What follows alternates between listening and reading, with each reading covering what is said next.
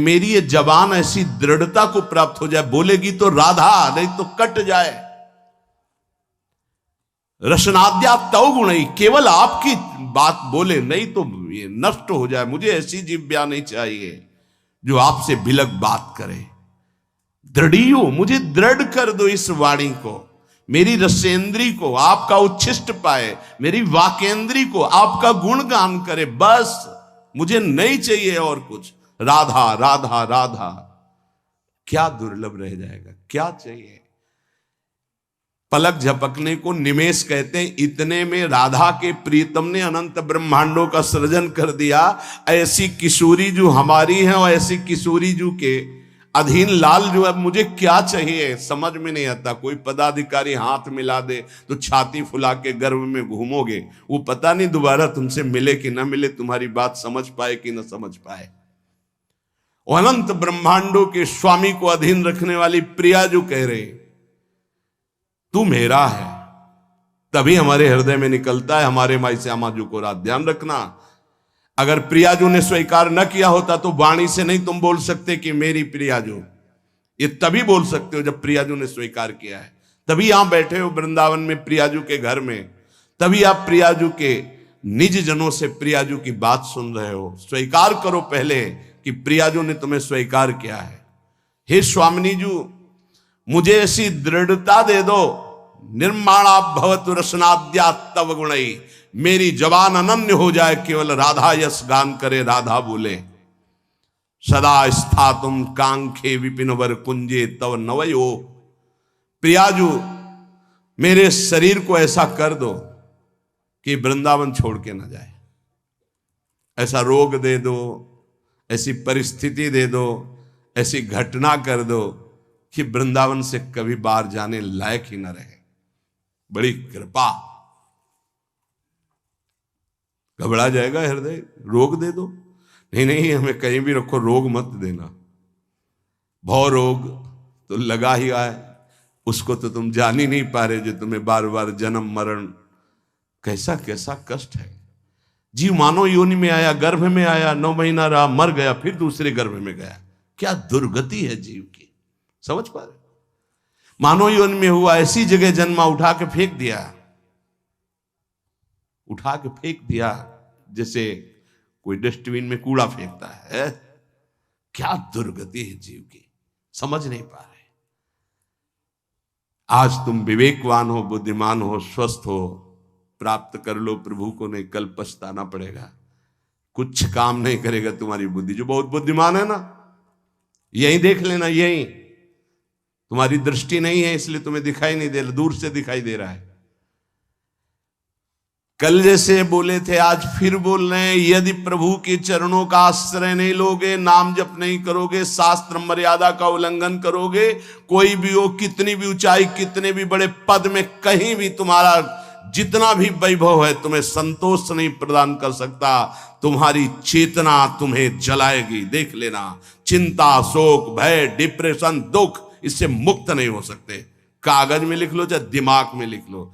आज पुण्य काम कर रहे हैं तो खूब जय जय, और कल हमें बताना जब पुण्य का नंबर बदलेगा, तब तुम्हें उत्तर मिलेगा कि जीवन का तुमने क्या वस्तु खोया। जहां से बनना था वहीं नास्तिकता ले आए, अब क्या तुम्हारे अंदर रह गया है। बहुत, शायद सत्संग में याद हो, एक बार सुनाया था, ये बहुत प्रिय संत के द्वारा बताई हुई बात थी कि एक बहुत बड़े डॉक्टर थे जो विदेश से, अमेरिका आदि से डॉक्टरी से, बिल्कुल नास्तिक स्वभाव। जब कभी किसी संत की बात आती तो सीधे निंदा और गालियों से बात करते थे। अरब खरब रुपए साहब, और इतने बड़े सर्जन के डॉक्टर उनका सम्मान करते थे।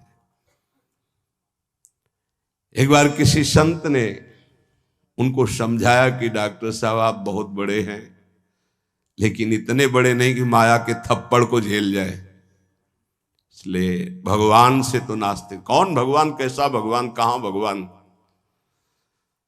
तो उनका एक बार जीवन में मैं स्वयं मिलूंगा आपसे आकर। संतों का स्वभाव होता है बहुत जिद्दी। एक बार मैं आपके दर्शन करूंगा आके और आपसे यही प्रश्न करूंगा। आज मैं नोट कर लेता हूं आपका प्रश्न और उत्तर मैं उस समय दूंगा आकर के। फिर कुछ वर्ष बाद हमको वृंदावन में मिले थे, सिंहोम आश्रम के सामने परिक्रमा मार्ग में बैठे हुए थे, बड़े उच्च कोटि के महात्मा, बड़े छद्म भेषधारी, कोई जान न पावे। तब उन्होंने बताया था उनका कुछ समय बाद एक्सीडेंट हुआ, मेरुदंड 6 जगह से टूट गए। मेरुदंड, अब हालत जानते हो मेरुदंड टूटने वाले की क्या होती है? जिंदा मरा हुआ आदमी, मरा हुआ तो ठीक है, लेकिन जिंदा मरा हुआ आदमी, जब उनको ये पता चले वो गए अस्पताल में, कहा डॉक्टर साहब पहचाना? रो पड़े, धीरे से बोले बचा लो। तो कहा अब तो गुंजाइश नहीं है, अब तो अकर्म लागू हो गया, अपना दंड देने में अब नहीं हो सकता। अब एक बात कहूं, अंतिम बना लो अगर, तो नाम जपना। बोले बोल दो, कुछ भी नाम बोल दो, कुछ भी बता दो। अब मैं मान गया कि कोई ईश्वर है जिसके आगे किसी की नहीं, अब मैं किसी काम का नहीं रह गया, मेरी सब पढ़ाई लिखाई डॉक्टरी व्यर्थ हो गई, मेरा जीवन अब मृत्यु शैया पे पड़ा है। बोले अब बोलो राम, अब बोलो। हमें लगता है उन डॉक्टर के ऊपर बहुत कृपा पहले से ही हो गई थी, तो ये परिस्थिति आई और अंतिम बन गया। संत के द्वारा भगवान नाम उच्चारण करवाना और आर्त भाव से भगवान को पुकारना, कई ऐसे उदाहरण, इसीलिए हम चीख के कहते हैं कि कोई भी हो, कहीं भी हो, कुछ भी कर लो, जब तक भगवद आश्रय नहीं लोगे तब तक शांति तुम्हारे अंदर नहीं, विश्राम नहीं। ये चिंता, शोक, भय, मृत्यु तुम्हें दंड देके रहेगी, तुम्हें त्रास देके रहेगी। हम ये नहीं कहते कि भजन करने वालों को रोग नहीं आता, दुख नहीं आता, विपत्ति नहीं आती, लेकिन 100 ग्राम विपत्ति 1 किलो संपत्ति क्या करेगी? 100 ग्राम विपत्ति का दुख हो, 1 किलो संपत्ति का सुख क्या करेगी? कौन सी आनंद संपत्ति? ये तो दुख गणना में ही नहीं है उस सुख के आगे, लेकिन हम तुम्हें इशारे में बता रहे हैं। 100 ग्राम दुख और 900 ग्राम सुख उसके ऊपर लदा रहता है, वो कुछ नहीं कर पाता। भगवद आश्रित के हृदय को तुम नहीं जान पाओगे। तुम भी भगवद आश्रित हो जाओ। सदा स्थातुम कांखे विपिन वर कुंजे च नवयो। ऐसी कृपा कर दो श्री जी कि धाम से जाने योग्य न रह जाए, ऐसी कृपा करो। बड़ी कृपा होती है। जैसे कोई जंगली जानवर होता है ना, और उसको काबू में जब किया जाता है तो गांव में एक लंगड़ डाला जाता है। अब वो उतने ही कदम चल पाएगा जितने में उसको चारा मिले, बस। ऐसे ही श्री जी जब कृपा करती है तो किसी असाध्य रोग का लंगड़ डाल देती है, बस जियो चुपचाप। कैसे? राधा राधा राधा, और आ जाओ हमारे पास। ये बड़ा सौभाग्य होता है, बड़ा सौभाग्य। अभी नौजवान एक परसों के आए थे, यहां कैंसर था। कह मैंने आपको गुरु मान लिया, अब राधा राधा राधा, अब एक श्वास भी नहीं राधा नाम से अलग जाएगी, बस मुझे कोई आशीर्वाद नहीं, बना रहे, बस राधा राधा छूटे। कितनी कृपा हो गई। कोई अपने जीवन की जब निराशा की स्थिति को देखता है तब आशा उसकी बनती भगवत प्राप्ति की। अब तो गया भाई, अब तो राधा राधा। हम तो कहते प्रणाम है भगवान की इस विधान को, प्रणाम है उस दुख, उस रोग को जिसने निश्चय करा दिया कि अब तो राधा राधा राधा। बड़े भाग्य की बात है ये, यद्यपि बर्दाश्त नहीं होगा भाग्य सबको। सदा स्थातुम, वृंदावन से न जा पाऊं, आपका आश्रय न छूटे, आपका नाम न छूटे, ऐसी परिस्थिति दे दो। ये बहुत मंगलकारी परिस्थिति है। भगवान कृपा करें भोग लायक न रह जाएं, भगवान कृपा करें जगत लायक न रह जाएं, भगवान कृपा करे हमसे कोई प्यार न करे। बर्दाश्त होगी ये बात? एक हो गया ऐसी कृपा हमें सुनना भी नहीं। हमारी आकांक्षाएं जगत की है, ये जरूर सुनना। यही हमारे जीवन की दुर्दशा है जो हमको प्रभु से विमुख किए हैं। एक बार हम एक संत भगवान के मुख से सुना कि असाध्य रोग भगवान की विशुद्ध कृपा से प्राप्त होता है। ये साध्य रोग नाता तो साधन का अहम बना रहता। मानते कि साधना ठीक थी, लेकिन उसका परिणाम वो नहीं होता जो आर्त भाव में हुआ, जो असहाय अवस्था में हुआ, जो अकिंचन अवस्था में। कोई एक व्यक्ति पानी देने वाला नहीं, एक वस्तु नहीं, आर्त भाव। आप समझ गए कि मैं गया, उसी ने कृपा की। उसी कृपा का आज आप लोग रसास्वादन कर रहे हैं। यद्यपि किसी योग्य नहीं, किसी योग्य नहीं, ना पढ़ा लिखा, ना उतना कुछ नहीं, केवल बस ऐसा है कि जैसे पारसमणि छू गई लोहे पे तो चमक पड़ा, सोना बन गया।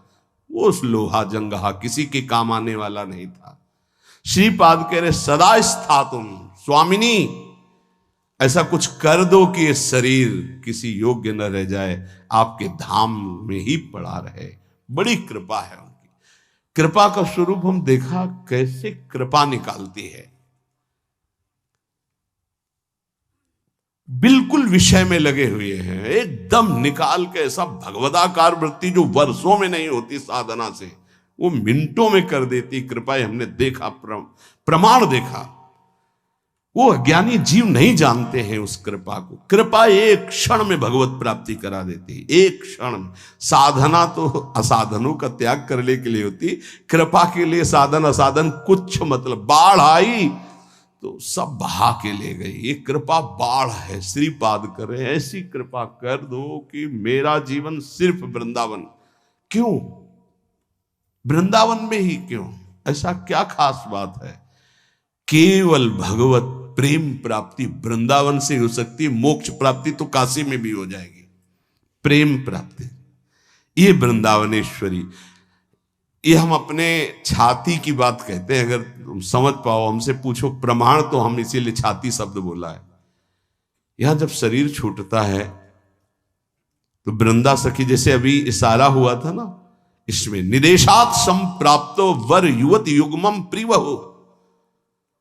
दो सखियों को आदेश किया, सब सखियों को बुला और पुष्पांजलि अर्पित करो। इशारा हुआ वृंदा सखी का, लताओं को इशारा हुआ, झंकृत। ऐसे यहां वृंदा सखी इशारा करती है। ये जीव हमारे तत्काल सहचर्या आती, और जिसने जीवन भर राधा राधा पुकारा है, यहां शरीर छूटता है तो स्वयं श्री जी आती है। ये हम छाती की बात कह रहा हूं, स्वयं श्री जी आती है।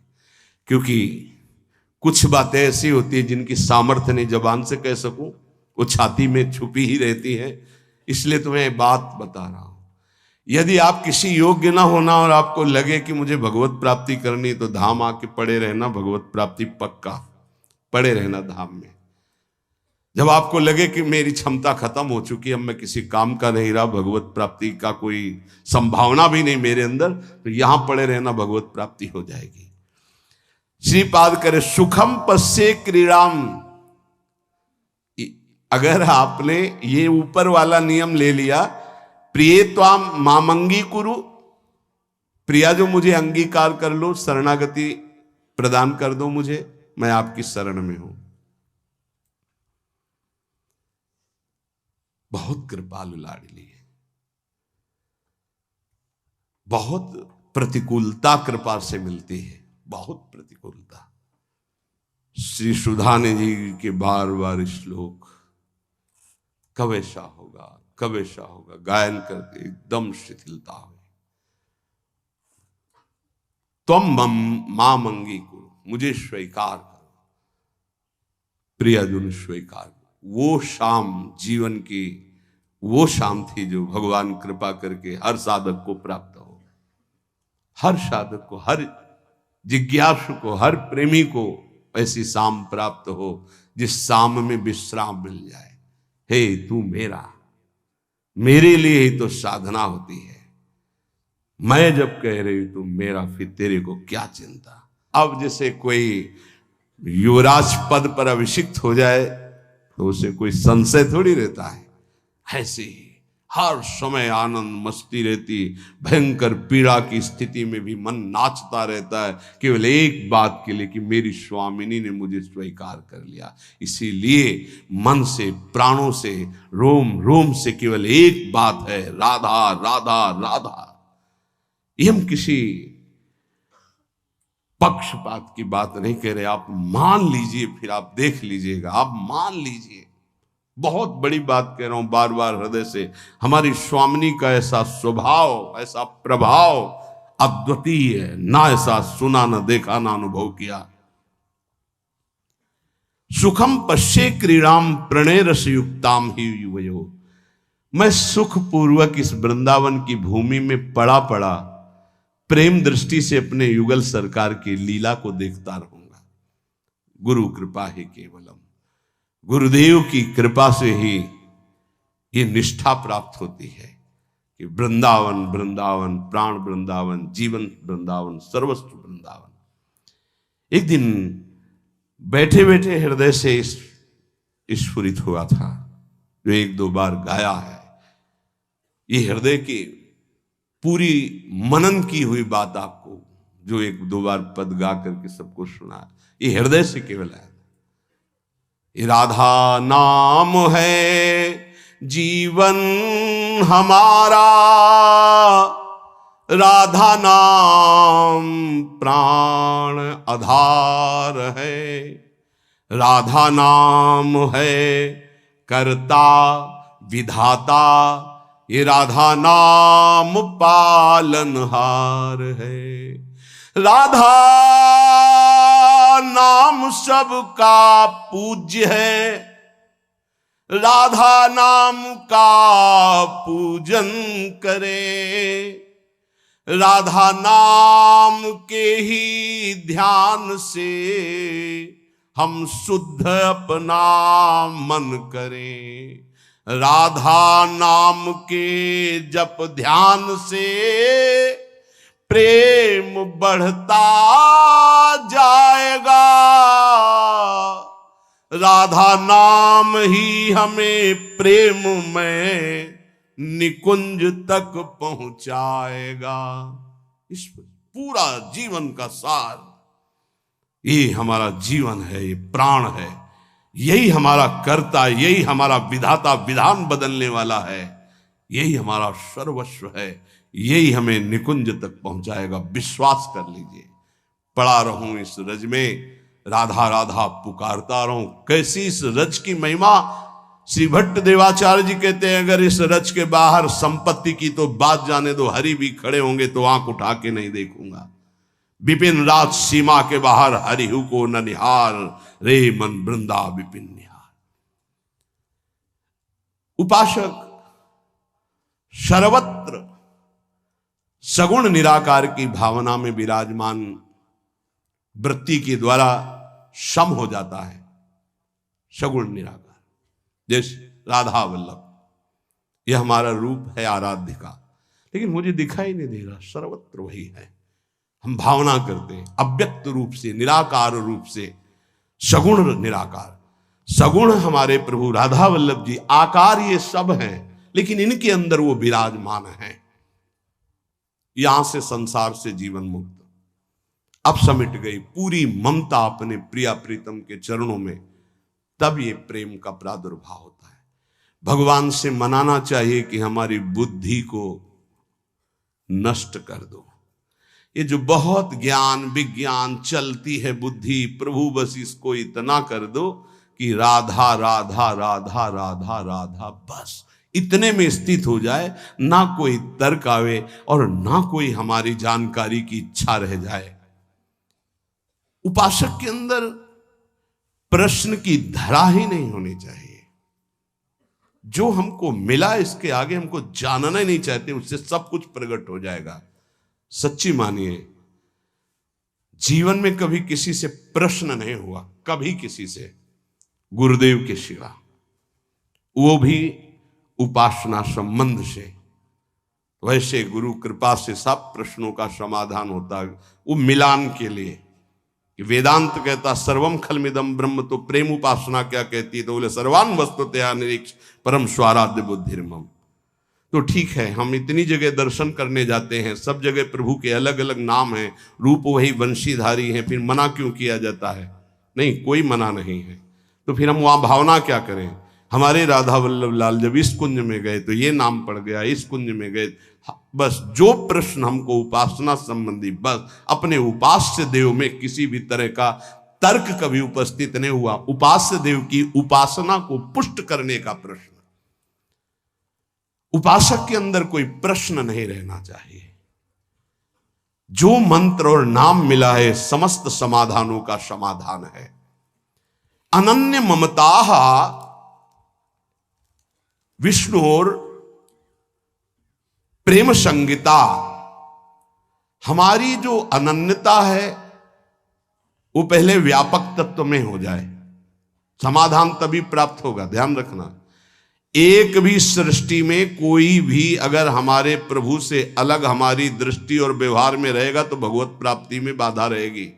इतना बड़ा खेल है। अनन्य ममता विष्णुर, विष्णु माने व्यापक। जो हम आराध्य देव का नाम स्वीकार किया गुरु प्रताप से, राधा वल्लभ लाल, वो राधा वल्लभ लाल विष्णु माने व्यापक।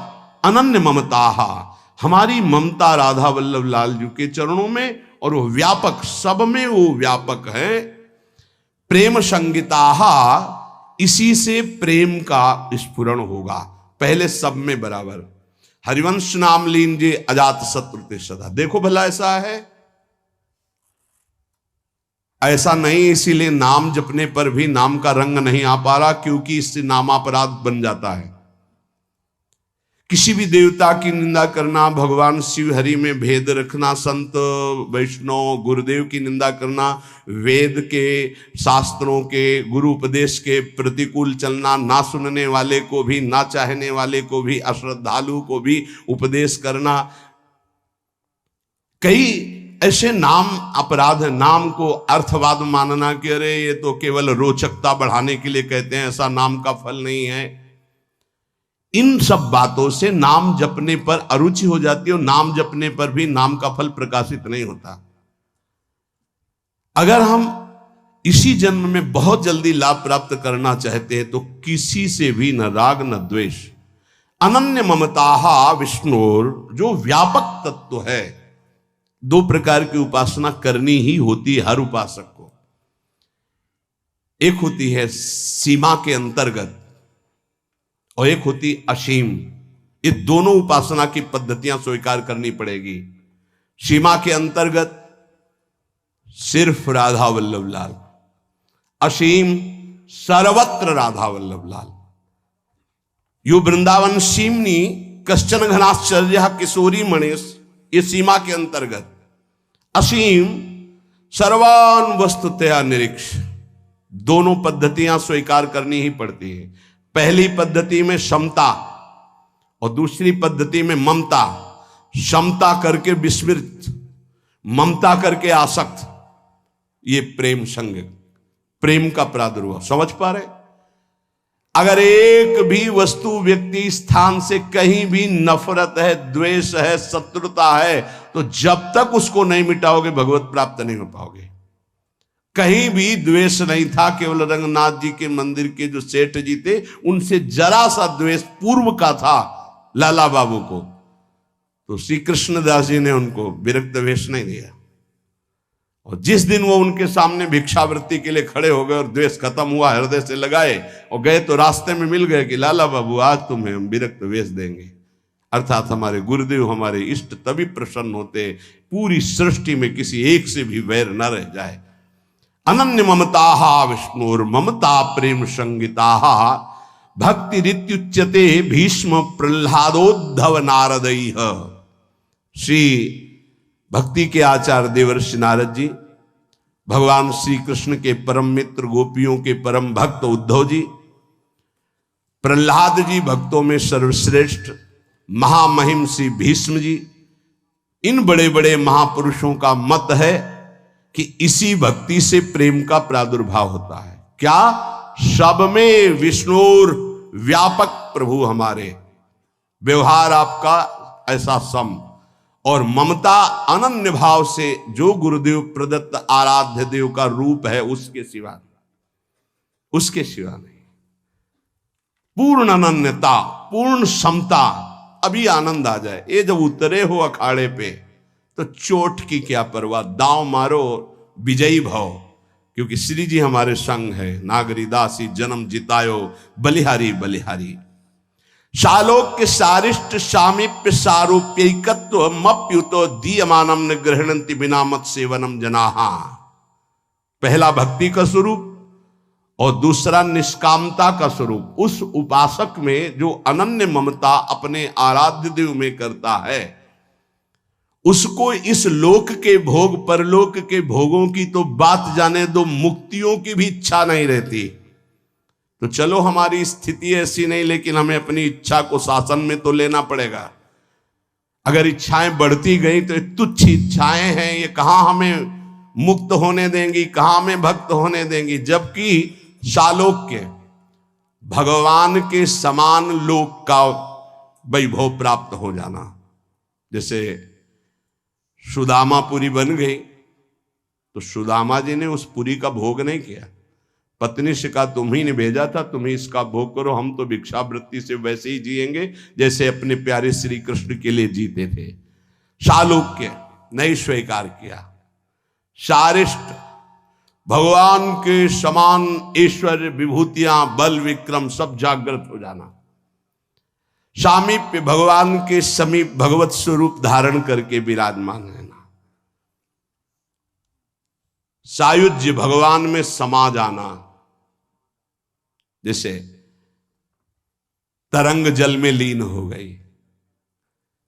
कोई भी मोक्ष नहीं चाहता, भक्त तो चरण दासता के सिवा कोई सुख नहीं चाहता।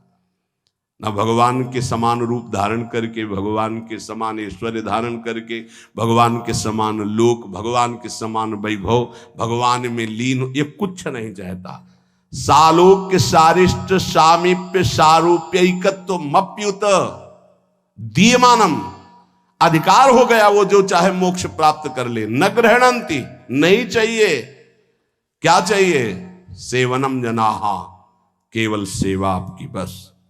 ना मुझे और नहीं चाहिए, ये पांचों मोक्ष नहीं चाहिए। कैवल्य परम पद स्वरूप बोध महापुरुष को मिलता है।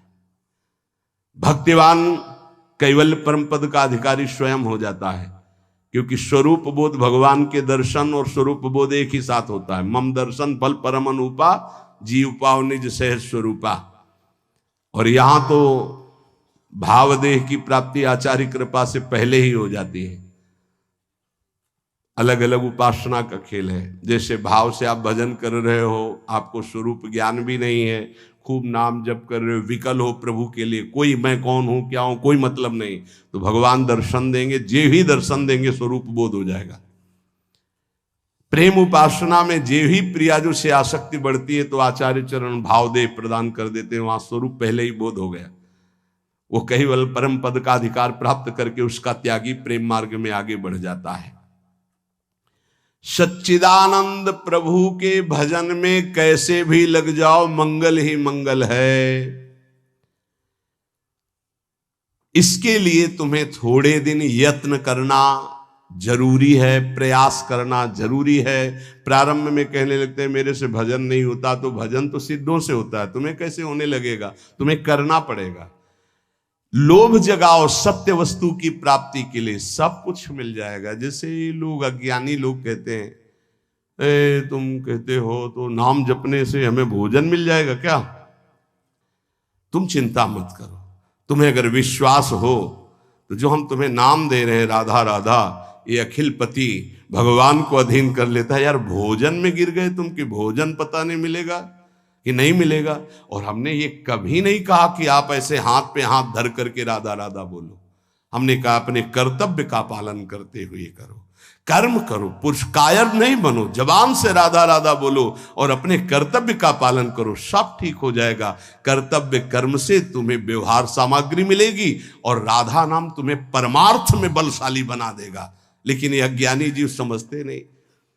एक बार भगवान शंकराचार्य जी आद्य गुरु, वो गंगा के किनारे देखा कि दो मछुआरे ऐसे समाधि लगाए मानो बैठे हों, बड़ी एकाग्रता से।